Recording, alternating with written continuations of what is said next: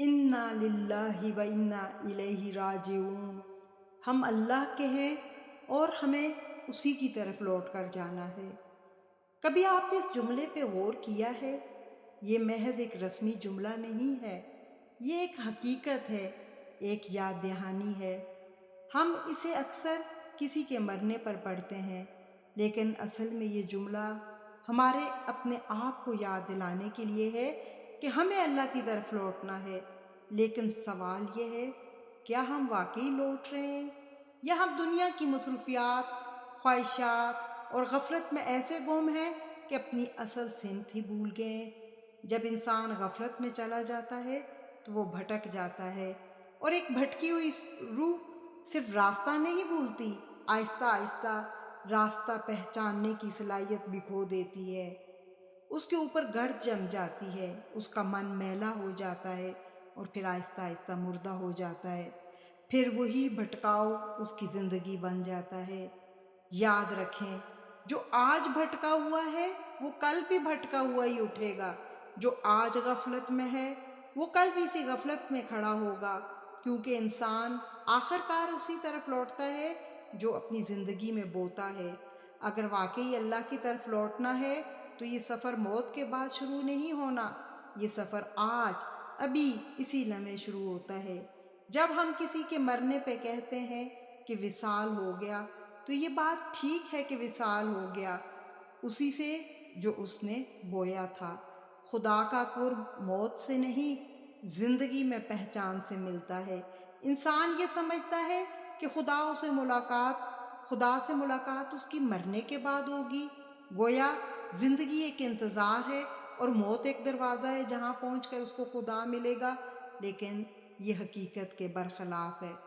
خدا تو پہلے ہی اتنا قریب ہے کہ قرآن فرماتا ہے ہم انسان کی شہرت سے بھی زیادہ قریب ہیں۔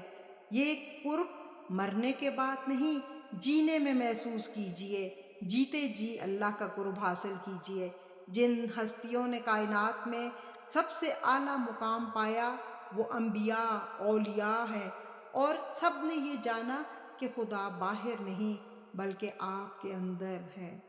انہوں نے اسے تلاش نہیں کیا بلکہ پہچانا، اپنی زندگی میں ہی اللہ کی قربت محسوس کی، اور اسی لیے یہ سب ہستیاں بہت بلند ہوئیں۔ کبھی آپ نے غور کیا کہ ہم انا، بغض، حسد اور نفس کے شکار ہو کر یہ امید رکھتے ہیں کہ مرنے کے بعد خدا سے ملاقات ہو جائے گی؟ یہ وہم نہیں بلکہ نادانی ہے۔ دنیا میں کسی بڑی شخصیت سے ملنے کے لیے بھی تیاری درکار ہوتی ہے، تو خدا کا قرب بغیر تیاری کے کیسے ممکن ہے؟ جو روح ساری زندگی بھٹکتی رہی، نفس کی غلام بنی رہی، مرنے کے بعد وہ کیسے کہے گی کہ اللہ بخش دیتا ہے؟ یہ بھی انسان کی عملی زندگی سے جڑا ہوا ہے۔ صرف زبانی دعوے کافی نہیں ہوتے بلکہ اپنے عمل سے، کوشش سے ثابت کرنا ہوتا ہے۔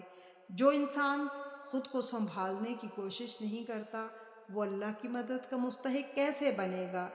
اللہ کی رحمت ضرور ہے، مگر وہ اسی کو سنبھالتی ہے جو خود سنبھلنے کی کوشش کرتے ہیں۔ جو زندگی بھر غفلت میں رہے اس کے لیے حقیقت کو پانا آسان نہیں۔ قرآن میں اللہ تعالیٰ کہتے ہیں جو دنیا میں اندھا رہا آخرت میں بھی اندھا اٹھایا جائے گا۔ حدیث بھی ہمیں یہی بتاتی ہے کہ جس حالت میں انسان مرتا ہے اسی حالت میں اٹھایا جائے گا۔ یہ ہمیں یاد دلاتی ہے کہ آخرت کوئی نئی شروعات نہیں ہے بلکہ اسی زندگی کا تسلسل ہے۔ جیسا بوئیں گے ویسا کاٹیں گے۔ آج ہی سے خود کو صاف کریں، نفس پہ قابو پائیں اور زندگی کو سنواریں اور حق کا راستہ اختیار کریں۔ اللہ کا قرب صرف وعدہ نہیں ہے، یہ ایک اہلیت ہے۔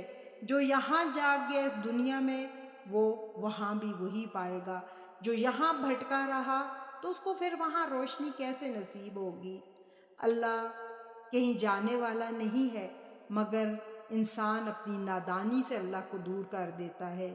اسی لیے کہا جاتا ہے کہ یہ زندگی بہت قیمتی ہے، اسے بھول بھلائیوں میں اور نادانیوں میں ضائع مت کریں۔